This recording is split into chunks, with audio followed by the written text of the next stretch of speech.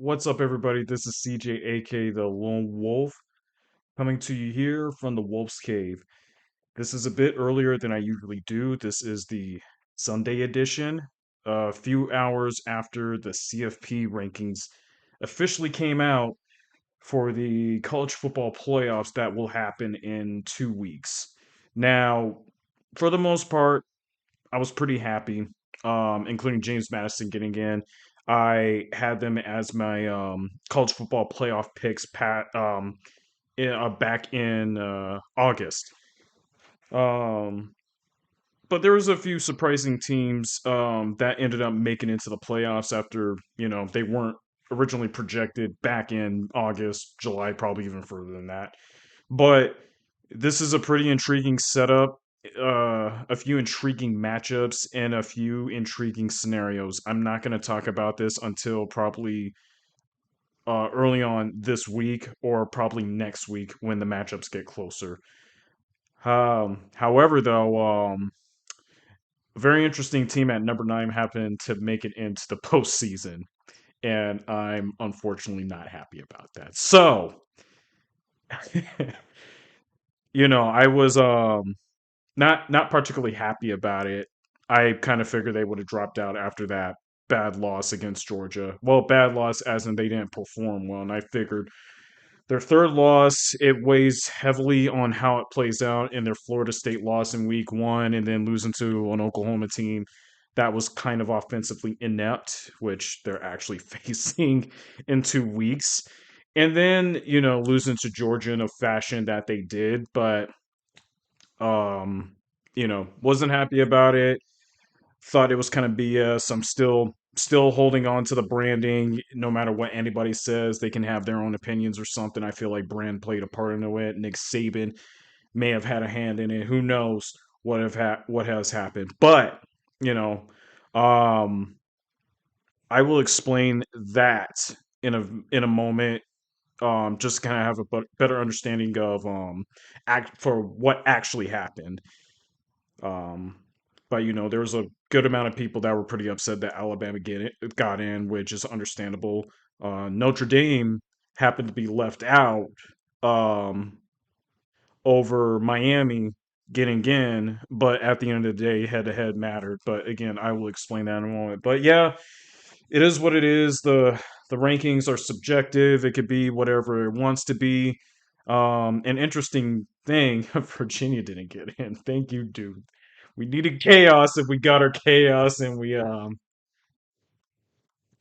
closed it out on a high note. So now we got two group of 5 teams in, and yeah, this is going to be an exciting CFP. Even if both of them don't win, I mean, the fact that it was made clear that 5 highest conference champions made it in, it definitely held note that the ACC was just not perfect this season. And yeah, Miami probably didn't play, but talk to the conference about their standings and the whole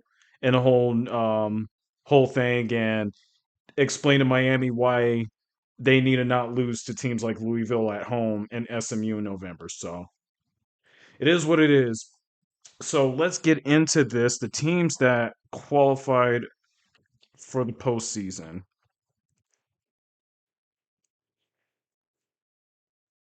Let's get that out. So we're gonna start from the top and then work our way down to number 12. So Indiana ends up getting in as the overall seed. They looked like one of the best teams in college football from start to finish. They had some tough roads and everything, playing up against Penn State, playing up against Oregon, and just being able to handle their business and just being able to show that they can compete with good teams, probably tough teams as well. We're going to find out and see how they play outside of their own conference just to see if they are for real, for real. But Indiana deserves it. Fernando Mendoza actually played pretty well, overcame an Ohio State defense, was surgical, was carving them up. It looks like he might be able to take home a Heisman for Indiana, for Bloomington, and for the entire program and community. He has been great. I thought he was great playing with Cal. I thought he had potential, and the fact that he goes to Indiana, where Kurt Signetti is trying to build a dynasty over there, and just how he has been from start to finish, even taking a licking in one of his first plays of that drive against Ohio State. Shook it off, bounced back, and just played his best game. So, yeah, all of that's going to end up being mentioned. This is probably, I'm not going to be able to watch the Heisman because I got to work on Saturday, but I'll go over the highlight. Well, not go over. I'm gonna watch the highlights of what happened with it, and yeah, I'm just happy. I'm happy for Fernando. I'm really happy for his success. I hope he does well in the postseason. Then we move on to Ohio State, who lost to Indiana. He'll be over the fact that they finally beat Michigan after 4 seasons of failures against them. May have gone into their head a little bit. They thought they were going to be intimidating and kind of be formidable against them at the beginning, but this ended up becoming one of the best games to watch. It was just a tussle between them and Indiana. Ohio State kind of had a little bit of an issue, kind of moving the ball a little bit. Their run yards weren't consistent. Some of it was sacks, so it kind of creates a discrepancy on the rush yards, but they kind of had to figure things out a little bit. I don't know if they were kind of holding back a little bit or just weren't aggressive enough, unlike Indiana, that was just making play after play after play. But it didn't end well for Ohio State. One big thing was the missed field goal that could have forced overtime, but unfortunately that didn't happen. So, you know, they lost the game. Um, I know my mom is a huge Ohio State fan, long time, but I even told her I think the loss doesn't hurt you guys that much because it all depends on matchups in the postseason. You got to think about this, like unless all of them are very tough to deal with, I think Ohio State has a pretty decent favorable matchup situation depending on who wins the first game. Not saying it's going to be a cakewalk, but at least it's not like I don't know, Oklahoma's defense or Indiana again or Oregon even. They have a tad easier road until they face Georgia if they get this far and Georgia gets far. That's where it really gets tough but good at the same time. As for Georgia, clean house against Alabama, no problem. It seemed like a lot of people were for Alabama in this matchup. I favored Georgia. I think Georgia was going to figure things out and just bounce back. But the way they bounced back against Bama, they embarrassed them in the SEC title game. I think this is Alabama's first loss against Georgia all time in the SEC championship, too, after about 4 meetings, roughly, if I'm not mistaken. But they played their tails off. They ran the ball pretty well. When Gunnar Stockton did what he did, he got it done. And yeah, and Kirby Smart he was being like his last name. He was coming up with some strategies and some plays just to screw with Alabama a little bit, and it worked out. So they end up at number 3. They're back in the bye. So hopefully, whoever they face, Georgia has a better time than they did last season. Texas Tech ends up making the postseason, winning their first Big 12 championship um, in history of conference championships in the Big 12. But they look like the best team from start to finish. I mean, they destroyed everybody on their schedule except Arizona State. They made the state of Utah look like mid tier to less mid tier team. I mean, the investment in 28 million for that program to build that roster and just see what they can do to win is just it's unbelievable. If they're anything like the Texas Tech softball team when they paid the pitcher what $1 million, $2 million just to come play for them, they got to the finals. So I honestly wouldn't be surprised if they made it. I mean, if you look at their stats, holy crap! But they haven't played any tough non-conference matchups. So this is where we're gonna find out how good Texas Tech is against good competition. Oregon ends up with the first being one of the first teams with a home game, finished off their season strong. I think they're going to have an easier time because they face James Madison, but I wouldn't lay down for them because I think JMU at this point they have nothing to lose. They've competed from start to finish. Yes, they did lose to Louisville by 2 scores, but they stayed with Louisville until the fourth quarter and then ended up just kind of losing it at the end. So if I were Oregon, come out with your A+ game. They look like they matured at the right time and they're looking pretty good at this point.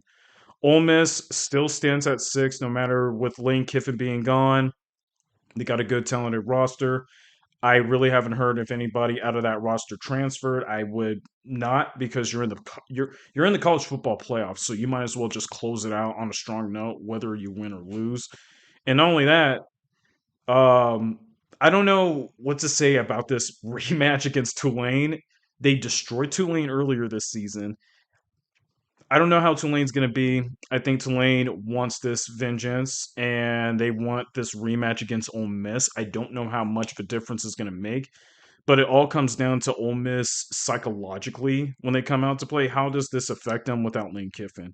Yes, they still have their OC. They have their DC coaching as an interim right now. But how is this team psychologically once they come out? They're at home and everything, but how they played against Wazoo, man, I don't know. I really don't know. But if Ole Miss can just keep things locked in, they should be able to do like they did to Tulane earlier this season by destroying them and moving on to the next round.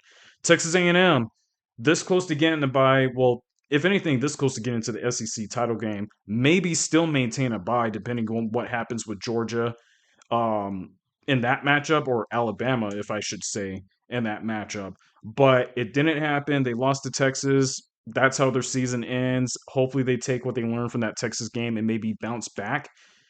We're gonna find out and see if A&M is for real. We do not know. They did beat Notre Dame earlier.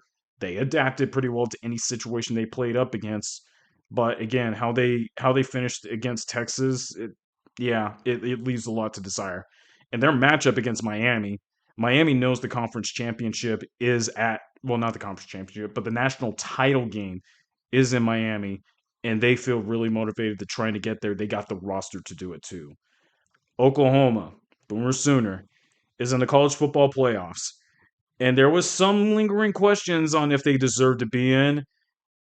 They had, out of everybody on the schedule, they had the toughest strength of schedule. They overcame it. They played well. If John Mateer did not get hurt against Auburn, I don't know if the result would still have been the same, but it would have been a different situation just a little bit. Now they have a month off to figure, well, now they have a few weeks off at this point to kind of figure out what they can do to make this offense a little bit better. John has more time to recover with his hand that he had to play through and overcome. And not only that, they host Alabama. Alabama had to play an extra game. They got destroyed by Georgia. That had to be a tough one. So Oklahoma's defense is definitely going to come out playing.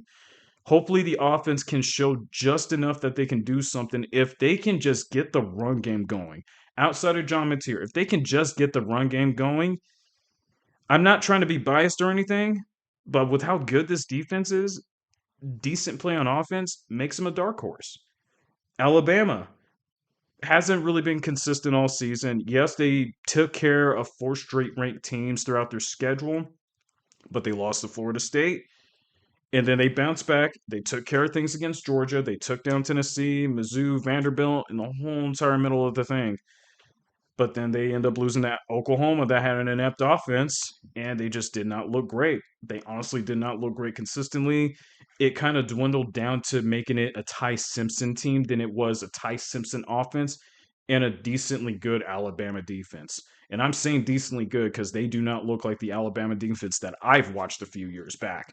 So that loss to Georgia is going to leave a lot to question. And I know they suffered some injuries, but for this being the program that's supposed to be taking care of business, that is no excuse.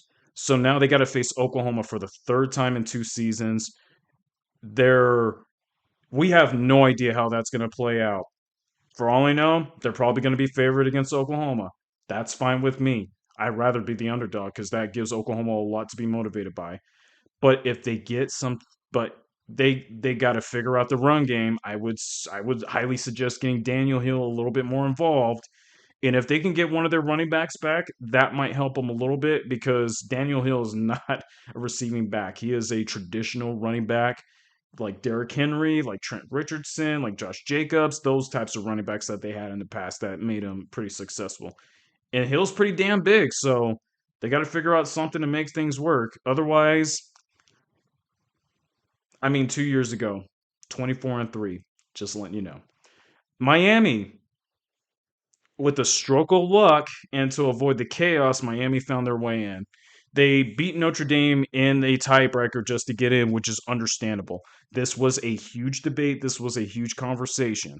And I knew this was going to be a thing when Alabama was put into this situation after that loss. If anybody last episode about Alabama, Miami, and Notre Dame being up for debate, and I did joke about this with Alabama being a brand, maybe not, but I kind of knew Alabama was still going to be looked at a little bit, while Miami, Notre Dame was going to be argued. And I figured at this point, if Alabama did get in, I had a feeling Miami would somehow find their way in because they won the head-to-head matchup in week 1 of that season against Notre Dame. So, yeah, it's unfortunate, but Miami did beat them earlier. They have the head to head. Wasn't that great for Miami, but they did what they were supposed to do. Now, 2 losses, though. Being ranked 10, going into the playoffs, it might seem much that Miami might not be a good team, but here's where you're wrong. Miami's actually a great team. Now, the 2 losses that they had against Louisville and SMU was Carson Beck's turnovers.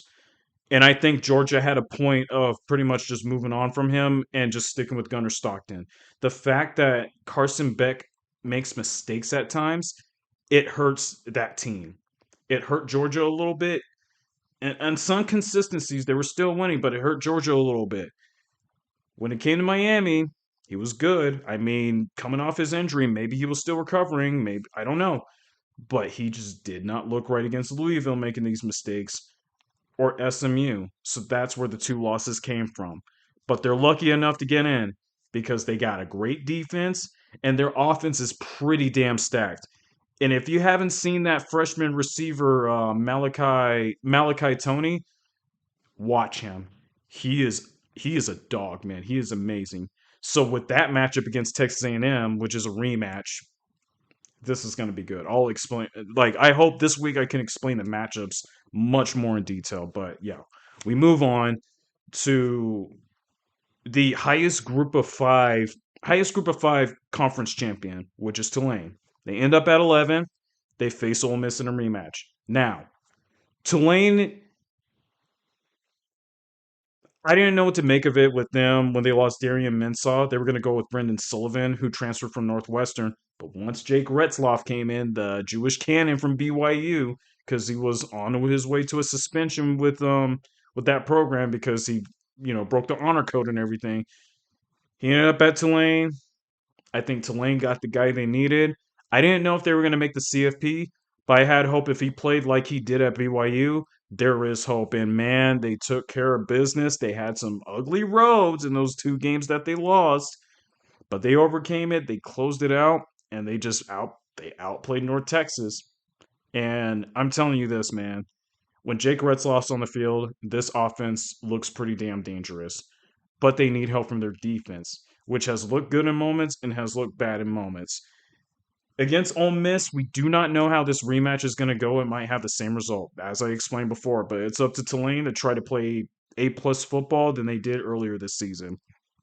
And then we have James Madison, the last highest conference champion, which I guess at this point we can say they're the I don't know. I guess they're the well. You know what? At this point, Tulane's going to be the highest group of five conference champion to get in. James Madison will be the second highest. With how things kind of like fell apart with the ACC, as far as conference championships and everything, and the setup on the conference standings and stuff, it is what it is with it. But James Madison earned their way in. They played their ass off from start to finish. Even in the loss against Louisville, I have not seen them let up at all. They seem to try and fight and fight and fight for every yardage, for every score, for every win. And they have showed up and they have played their best football. Now they got a very tough one against Oregon. But if Oregon played like they did last year against teams like Boise State and Idaho,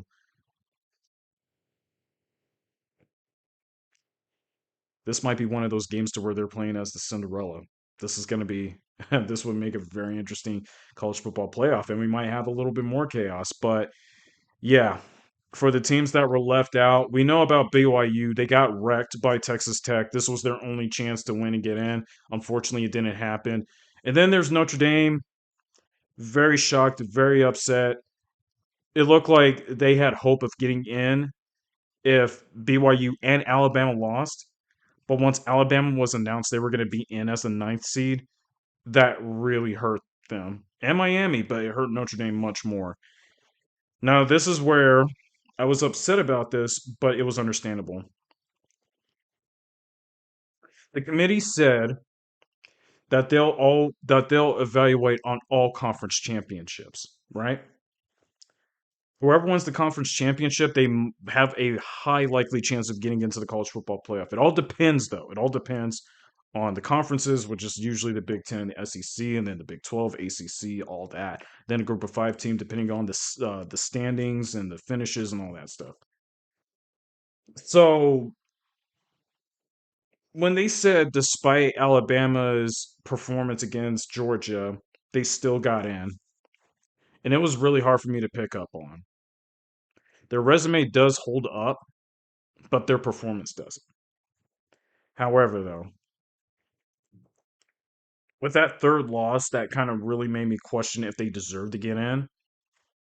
But I guess with that argument between Miami and Notre Dame, just trying to figure out who deserves to get in and everything, depending on the situation, I just wonder if the committee felt like, with the mess that was happening in the back end of that top 25, if you look at it, there is a huge mess.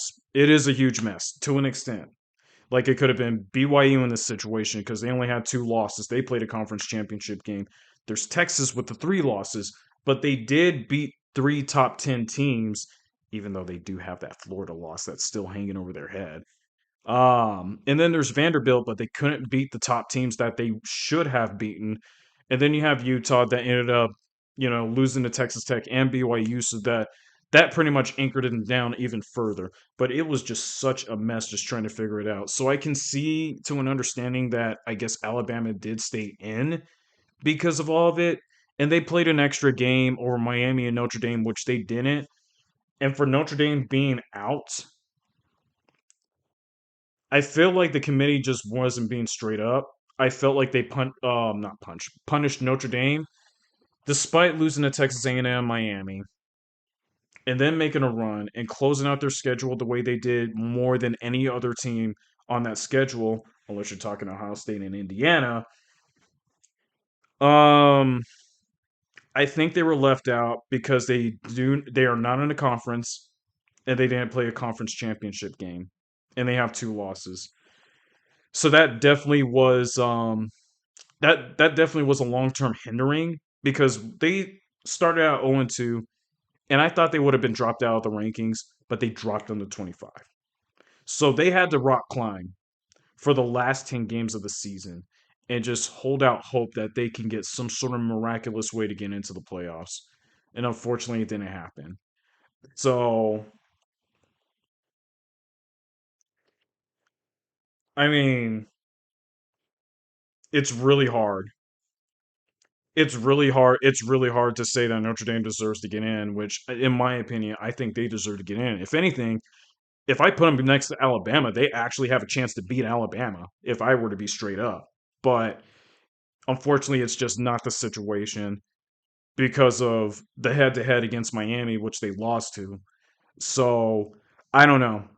In my honest opinion, I know they said they're an independent team. They're going to stay that way. This is a completely different type of school than any other school in the country. But I would say at this point, you have to choose a conference if you want to give yourself a chance. I mean, the one time you had it with the ACC during COVID, you got into the conference championship. So why can't you just commit to being in ACC or even going to the Big Ten since they have a lot of history against each other? But it's just not the case, man. So at this point for Notre Dame moving forward, you have to win at least 11 games or go undefeated, and then you'll be good. That's pretty much it. Otherwise, you lose two games while trying to put a good, balanced, tough schedule together and just try to survive it all. And if you end up losing, if you end up losing even one, depending on where you're ranked to start things out, it's going to put a lot of pressure on you to do better. Whether it's from the recruiting standpoint, which I don't think they have a problem with, or whether it's from I don't know, from a performance and the scheduling standpoint, which we do not know. But Notre Dame looks like a good team. I feel like they can compete with some of the teams in the CFP, but it's not the case, unfortunately, and I really hate that. So I think at this point they're just going to root for chaos. If anything, they would want to root for Miami and Alabama to lose, or they're just this Catholic group that says, they're just going to look the other way. I don't know how Catholics do it. That's just me as a Christian. Um, but yeah, this is unfortunate. I still feel a little bit peeved on how the whole thing works, but now I do. Now I'm going to know this for the future. If you play a conference championship game and you're at least, I think at this point, if you're in at least the top 10 by the time it gets to the conference championship, you have a chance. The fact Alabama didn't drop after those three losses, I would think Miami would have jumped them. That would have been the first thing. Because even if they didn't play it, they played a little bit better than Bama did on a consistent basis, and they only have the two losses. That's just my opinion. Now Alabama did play an extra game, but they have three losses. They haven't looked great. But that's besides the point. The lesson that I learned as of right now, unless they want to change things up in the 2026 CFP selections, you got to play your conference championship and win, or at least get high enough in the rankings with just one loss, or go undefeated, win your conference championship, and you're in. Those are pretty much the lessons that I've learned. And if you're independent, you just got to win out. You got to win and not lose more than one game. The group of five learned that. But with Tulane getting in with those two losses, it does tell you anything is possible. Um, but for the group of five that having two teams in, I'm really happy about it because now this gives hope to pretty much any group of five team. Like even the MAC and the CUSA, and even I think UConn's moved to a new conference next year. But in any case, like any conference outside of the Power Four has hope. So and the new Pac-12 is coming in next season, so this is going to get really interesting. And how this plays out, that Boise is going to try to get themselves back in. Yeah, that's pretty much it. I didn't want to go too much into this. I'll talk about matchups next time, but yeah, I just wanted to talk about my reactions to the college football rankings and everything. I'm happy Oklahoma's good. You know, they deserved it. They only lost two games. I didn't know what to expect from them. I was expecting an 8-win season. They pretty much went above and beyond my expectations, and they made it through. So whether they win in the postseason or not, there is hope. But part of that I did care about, but now I don't care because you know why?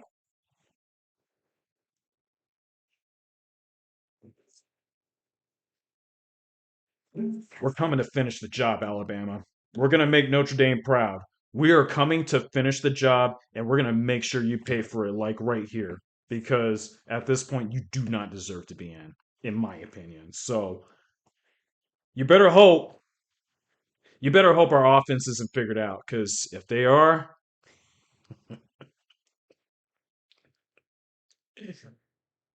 all right. Well, I'm done. I'm done here. So my plan is to try to be on Tuesday or Wednesday to do the matchup previews. And then after that, the next week after, I'll figure something out for it. I will have something planned. Hopefully this week I'll have something planned for the matchups. Otherwise, I can always do next week for it. Since I already did one this week on Sunday. But yeah, hope you all have a great day, night, evening, wherever you are. Oh, and also check out lonewolf1225.com again for my power rankings, and then soon to be soon to be my college football playoff matchups, which will be a week from now. And then as far as the teams that got there, you'll end up seeing it this week. I believe it will be Tuesday, Wednesday, and Thursday. I hope to get all those done in time. I already got them started, and I should be good to go by then. But yeah, hope you all have a great rest of your day, night, wherever you are. If your teams got in, congratulations. Even Alabama fans, congratulations. But for those that didn't get in, including Notre Dame fans, I'm really sorry. Hopefully things do go better next time. Um, I don't know. I don't know what to say about it. Just argue to the committee. I really have nothing to say about it. It confused me. But yeah, peace out, guys.